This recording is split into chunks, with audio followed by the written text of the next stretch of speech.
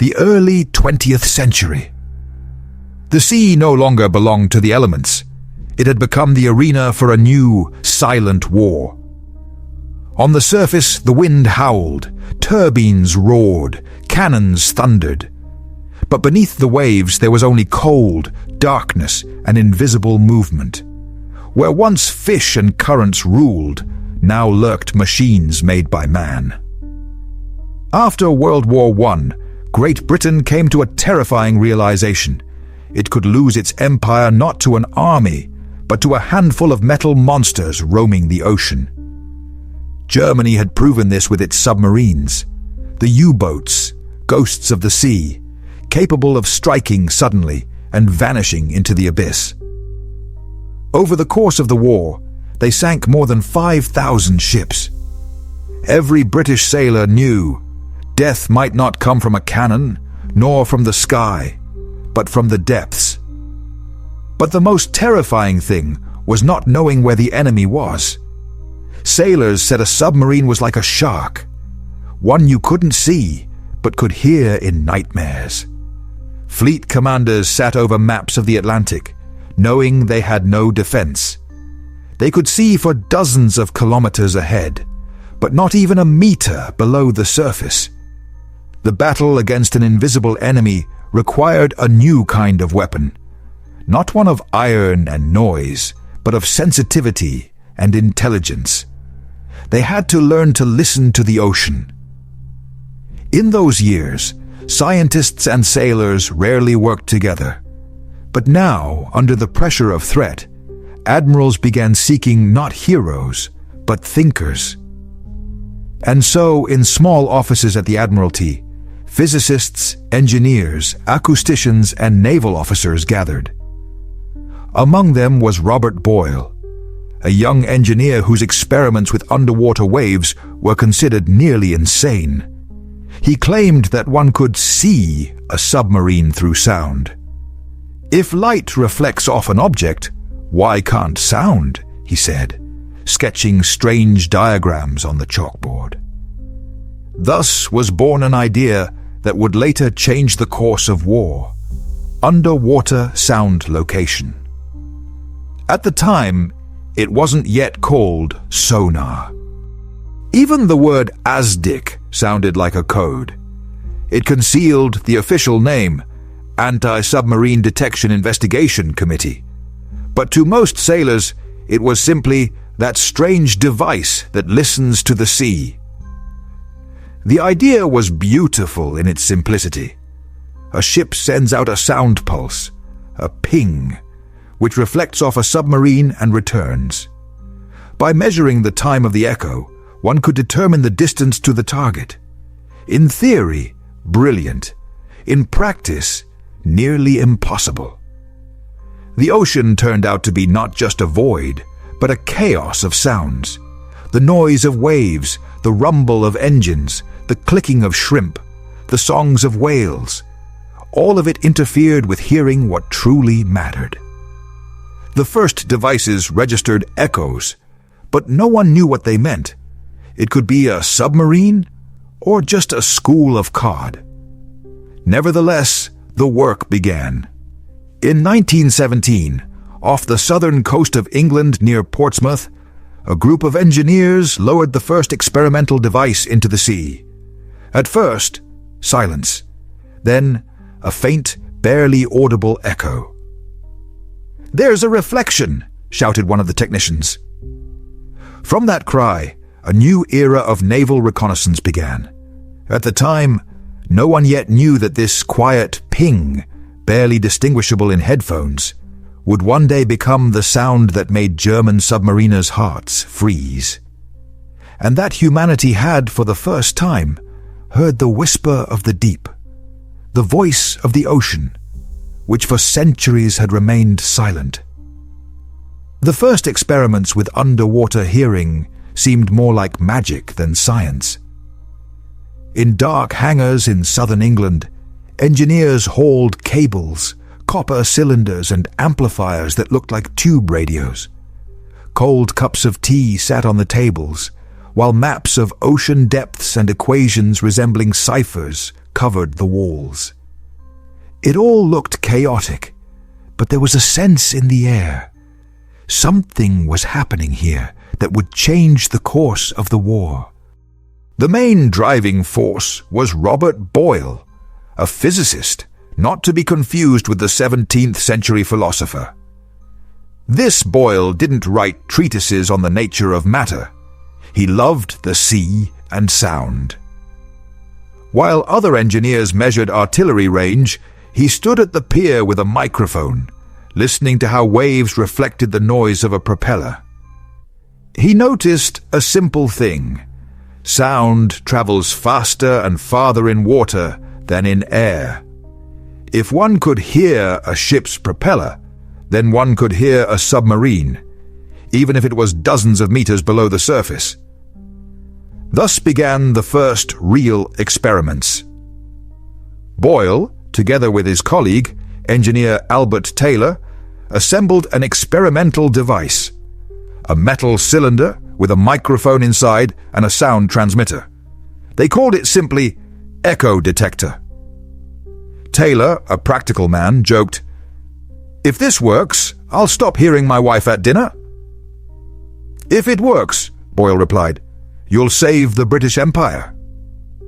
The first field tests were a trial not only for the equipment, but for the people involved. Sailors assigned to assist the engineers were skeptical of the project. "Here come the professors again with their jars and wires," they grumbled as they lowered the heavy device into the cold water. But one day, something happened that changed the minds of even the most cynical officers. During a test off the coast of Portsmouth, the device suddenly gave a clear signal. The echo returned after a few seconds. There was nothing on the surface, only calm sea. Later, checks confirmed.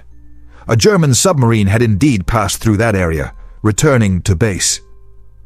"We heard it," Boyle said quietly. "We really heard it." Thus was born the first underwater acoustic detection system. And although it was still bulky, unreliable, and required silence aboard the ship, it was a step into a new era. The invention received a code name, ASDIC, short for Anti-Submarine Detection Investigation Committee. Even the name carried a sense of secrecy, as if the idea itself wanted to remain in the shadows.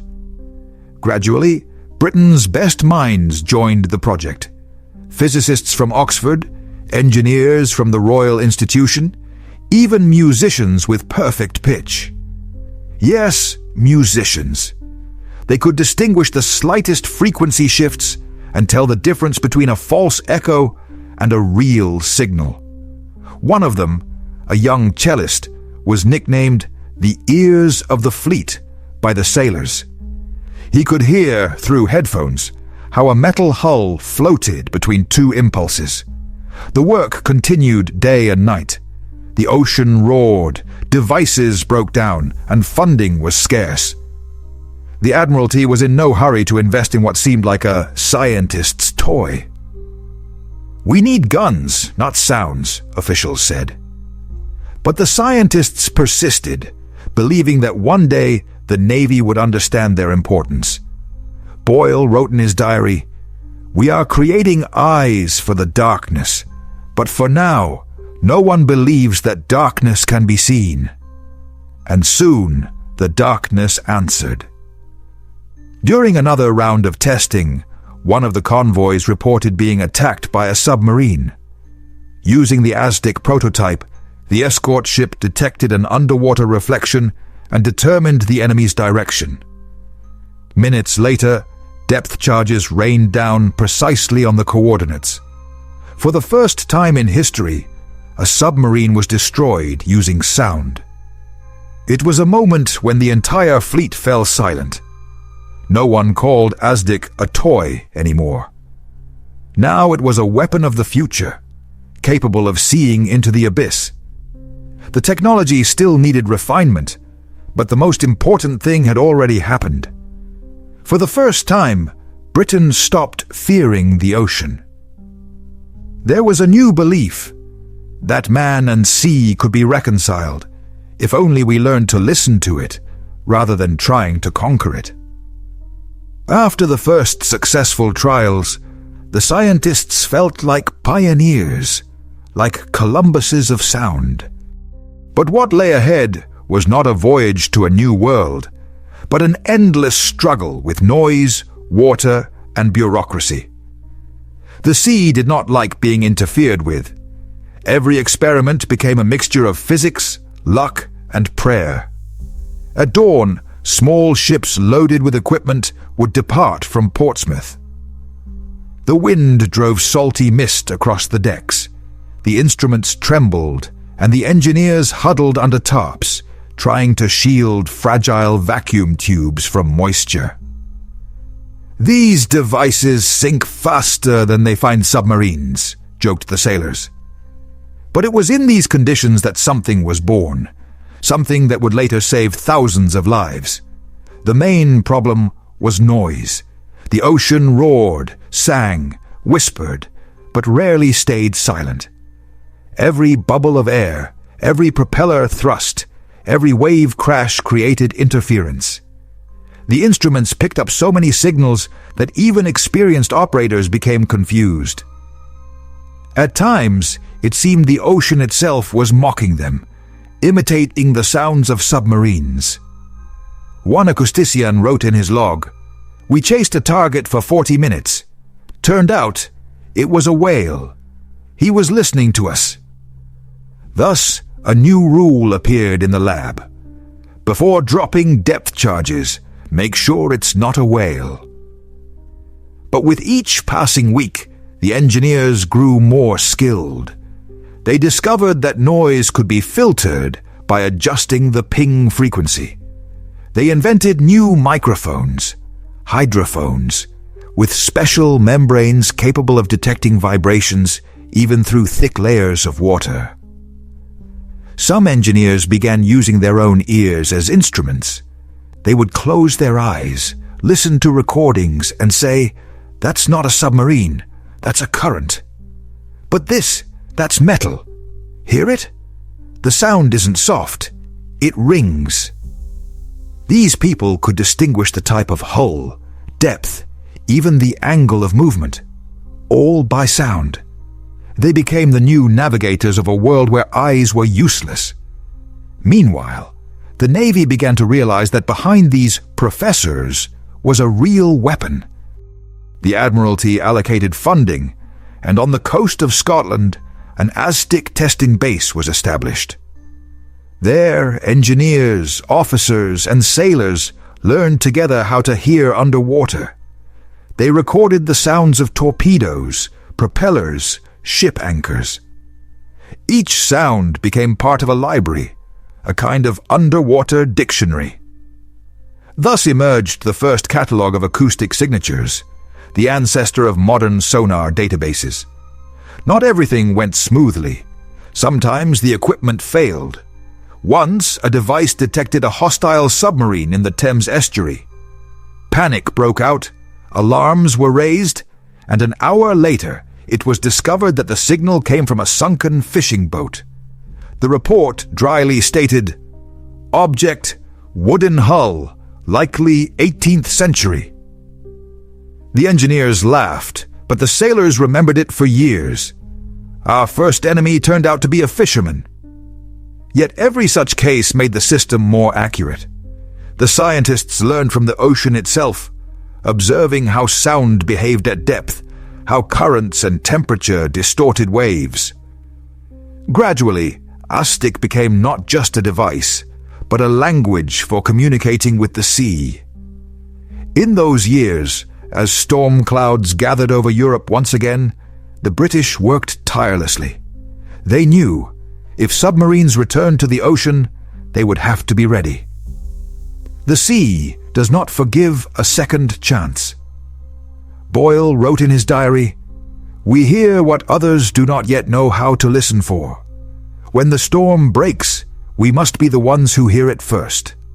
By 1938, Aztec was no longer an experiment. It was a system installed on most Royal Navy destroyers.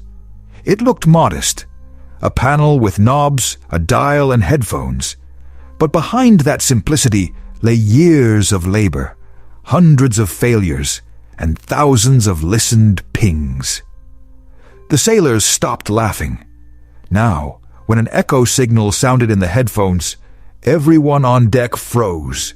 It could be a whale, or it could be the enemy. And somewhere in the depths of the ocean, German engineers, still unaware of this, were building new U-boats.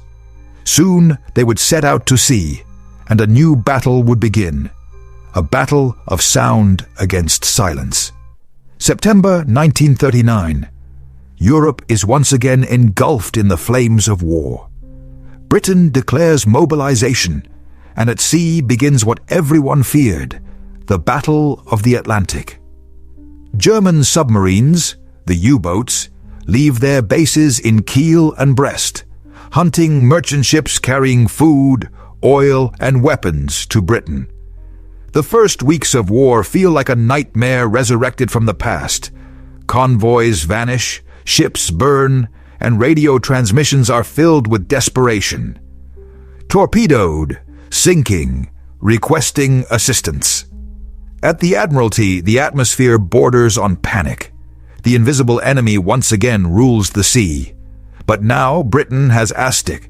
Not a gun, not a mine, not a torpedo, but hearing that listens in the dark. Advanced devices are installed on destroyers. Sailors undergo accelerated training, learning to listen, to distinguish, to respond. Headphones become their eyes.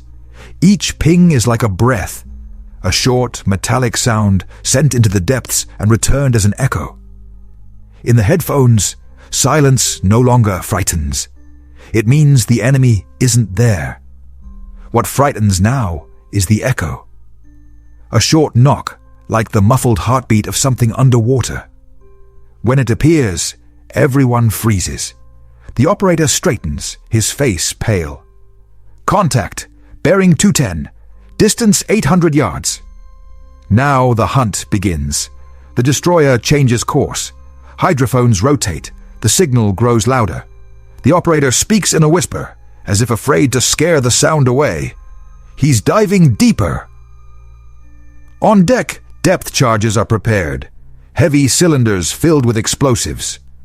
A minute later, they drop into the water, and the ship shudders from the blasts. If the echo disappears, the target is hit. If it remains somewhere below, the enemy still lives. German submariners quickly realize they're facing a new weapon. In reports, U-boat commanders write, "We hear strange signals, short clicks repeating at regular intervals. Then, depth charges. They found us, even though we were silent." That sound, the Aztec ping, becomes for submariners what the wail of sirens is for Londoners, a symbol of fear. It means one thing: the hunt has begun. But for the British, the war of sound is no easy journey. Aztec helps locate submarines, but doesn't always destroy them. Sometimes the subs dive too deep, breaking contact. Sometimes signals get confused in the waves, bounce off the seabed. And sometimes Aztec gives false readings, wasting ammunition. The sea does not tolerate certainty. It always leaves room for doubt. Nevertheless, it is thanks to Aztec that Britain withstands the early years of the blockade.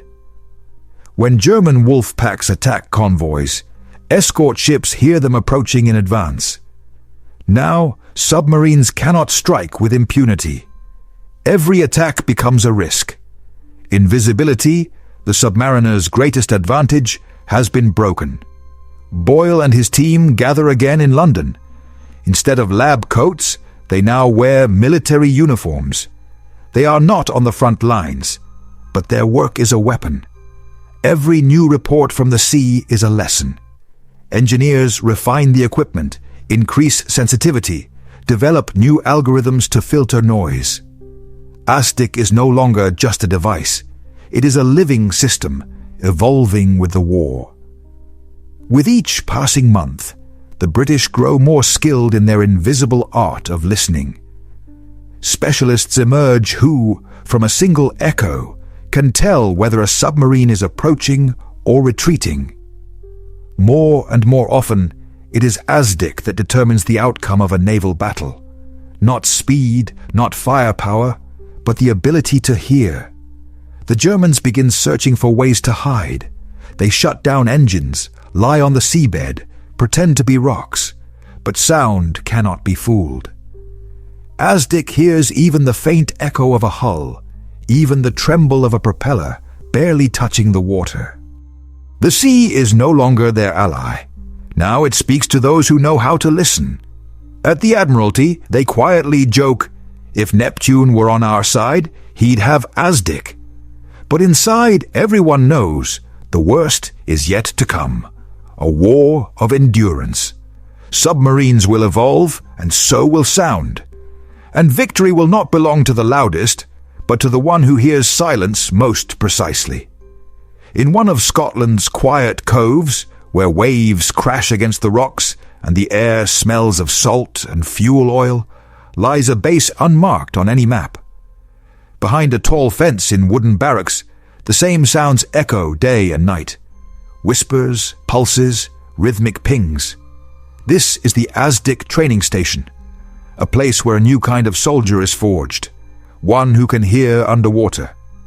Inside the classrooms stand rows of strange devices, round screens, headphones, microphones, control panels with spinning dials. The instructors, former engineers and sailors, teach recruits the basics of acoustic warfare. The sea is alive, says one of them. It breathes, it whispers, it lies. Your job is to tell truth from deception. Each cadet is given a pair of headphones. At first, all they hear is noise, endless murmuring, like wind on a radio. But gradually, distinct sounds begin to emerge from the chaos. A propeller, the thump of a turbine, the echo of the seabed. Listen deeper, the instructor repeats. Not with your ears, but with your attention. Among the cadets, there's a running joke. We're Neptune's musicians. Our score is the ocean, and the enemy is the false note. But behind the humor lies tension. There's no room for error. One wrong identification, and a convoy could be lost. During training, instructors often stage false alarms, playing sounds that resemble submarines and watching who panics. Only the most composed remain calm. Special emphasis is placed on silence. Paradoxically, silence is the operator's most powerful tool. If you know what peace sounds like, you immediately notice when it's disturbed. Silence is like a blank page, says Chief Petty Officer Fletcher, a veteran of the First World War. The enemy leaves a mark on it. You just have to see it with your ears. After several weeks, the cadets take their final exam. They're given real recordings made at sea. On the tape, dozens of minutes of chaos, bubbling, whistling, crashing waves, the tapping of a propeller. From this sea of sound, they must extract the one thing that matters, the echo of a submarine. Almost no one succeeds on the first try, but those who do become the ears of the fleet. At the graduation ceremony, they receive no medals, only an emblem, a silver letter A with a wave. To outsiders, they're just radio operators. But the sailors know. These are ASDIC operators, the ones who hear the enemy before anyone sees it. When they return to their ships, the atmosphere in the fleet begins to change. Now, combat logs increasingly include the entry: contact detected by ASDIC, enemy neutralized. And though it's just a few words, behind them lie hundreds of lives saved. With each passing month, the ASDIC school grows. Branches appear across Britain, from Liverpool to Portsmouth. Instructors no longer just teach. They develop methodology, turning intuition into science. they introduce signal standards, a noise classification system, the first catalogues of underwater sounds. Thus, a new profession is born, the hydroacoustician. These are the people who will become the key to underwater warfare in the 20th century. Sometimes, in rare moments of rest, operators walk to the shore. They sit by the sea, listening to the splash of waves, and they can't help but analyze where the break is, where the tide shifts, where the hum of a fishing boat's motor begins. The sea has become a text they read without words. They know. Every sound matters. And if you listen closely enough, even the ocean whispers the truth. Underwater warfare had become a game of hide-and-seek, with thousands of lives at stake. Asdic gave the British an advantage, but not for long. The Germans quickly realized that the key to survival was silence. Now, both sides were no longer competing in speed or armor, but in invisibility. By 1941, the Kriegsmarine High Command gave its engineers a clear directive: find a way to make British instruments go silent. And they devised a clever trick, the Pillenwerfer, or noise pill. A small cylinder ejected by a submarine into the water. Inside was a chemical compound that released gas bubbles, creating a false acoustic trail. Asdic would mistake the noise for a real target and lose track of the actual submarine. In early trials, the system worked perfectly. Destroyers dropped depth charges in the wrong direction, while the U-boat quietly slipped into the depths. The Germans rejoiced. The British were confused, but not for long. At Bletchley Park, where mathematicians were breaking Enigma codes, a parallel team of naval engineers was at work. They studied the acoustic signals of the Pillenwerfer and noticed something. The false target sounded too perfect. A real submarine was never that clean. The sound of a human-made machine always carried a hint of chaos. Thus, a new version of Asdic was born, one that could distinguish between live and dead echoes. The device now analyzed not just direction, but the character of the sound, its rhythm, density, and vibration. This feature would become the ancestor of modern acoustic signatures, by which every ship in the world can now be identified. But the Germans didn't give up. They improved their submarines, adding special rubber coatings that absorbed sound. They called them Alberic, after the dwarf from German mythology who could turn invisible. These submarines were nearly impossible to hear. "They're like ghosts," wrote one British commander in a report. "We know they're near, but Asdic is silent." In response, the British developed a new type of sonar, the Type 144. It could rotate with the ship, maintaining contact even during maneuvers. Now the hunt became a true art.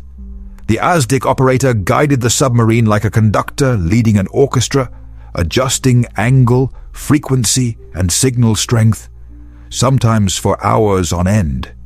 Beneath the surface, this confrontation became a duel of hearing. Whoever lost focus first lost the battle. Sometimes victory came not from technology, but from sheer human endurance. One famous case, the destroyer HMS Hesperus maintained contact with a U-boat for 7 straight hours. The signal faded and returned, but the operator never let go. When the submarine finally surfaced, exhausted, the British captain wrote in his log, "We won not with depth charges, but with patience." Meanwhile, scientists continued to improve the equipment. In the laboratories of Portsmouth and Fareham, new microphones were developed, capable of distinguishing even the vortex of a propeller blade. Each new prototype was tested in massive tanks, acoustic domes, where engineers simulated seabeds and wave patterns. These were no longer just devices. This was a true science of sound at sea, born in the midst of war. By 1943, the confrontation had reached its peak. U-boats now hunted in coordinated groups, wolf packs. But convoys were now escorted by dozens of ships equipped with ASDIC, and overhead flew aircraft with radar. Those who had once been hunters were now the hunted. German fleet commander Karl Dönitz once admitted, "They see us when we are blind. They hear us when we are silent." And in those words lay the essence of the entire race beneath the waves. Technologies born in laboratories had proven just as decisive as armies on land. By then, ASDIC had evolved into a vast network of hearing that spanned the Atlantic. Every ship became part of a single ear, listening to the sea. And though the Battle of the Atlantic would continue until the very end of the war, it was this listening, this ability to hear, that saved Britain from starvation and the Allies from defeat. Spring 1945. The sea still hums, but now, within its noise, there is no fear, only relief. German submarines surrender one after another to the Allies. The fleet that once held the Atlantic in terror is now silent, like a tired beast that has lost its teeth. On the decks of British ships, sailors allow themselves to smile for the first time in years. Not because the war is over, not yet, but because now they hear silence. After years when every splash might have been the echo of a torpedo, silence has become the most precious sound. At ASDIC bases, old devices are being dismantled. They are replaced by new, improved models, lighter, more precise, more resistant to noise. Sailors who have weathered the storms of the Atlantic are reluctant to part with them. "This ping saved my life," says one operator, gently touching the old casing of the locator. To them, ASDIC is not just equipment. It is a companion that stood beside them when darkness raged all around. It heard when humans could not see. It became humanity's second set of ears beneath the water. After the war, Britain begins to declassify parts of its archives. And the world learns for the first time how vital the role of these anonymous listeners of the sea truly was. Newspapers publish articles with headlines like, "The Secret to Victory in the Atlantic, Hearing Instead of Sight."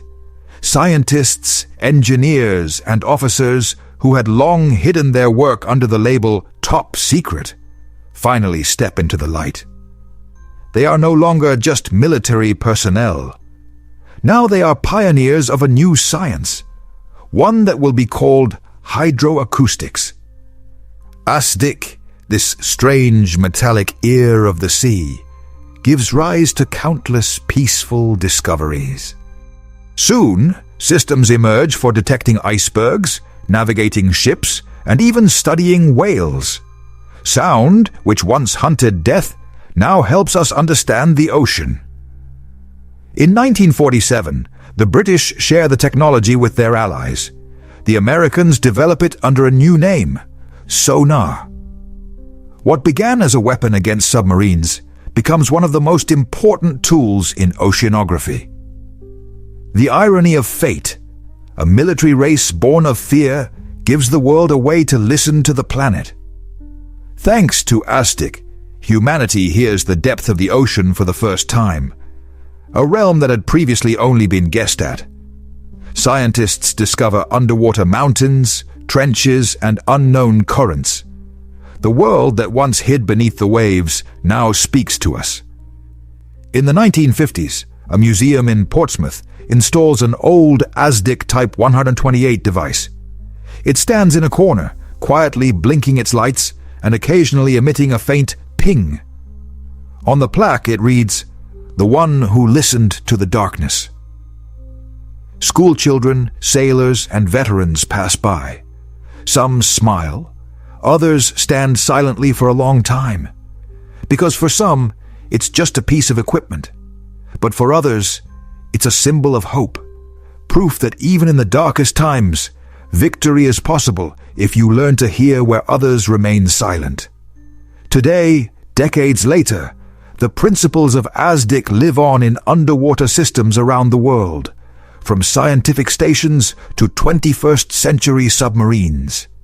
And every time an operator switches on the locator and hears that familiar metallic ping somewhere deep in history, a memory responds, an echo from the time when sound became salvation, and the sea, a battlefield where victory belonged to those who could hear through the silence. After the war, many of those who had worked with ASDIC returned to civilian life.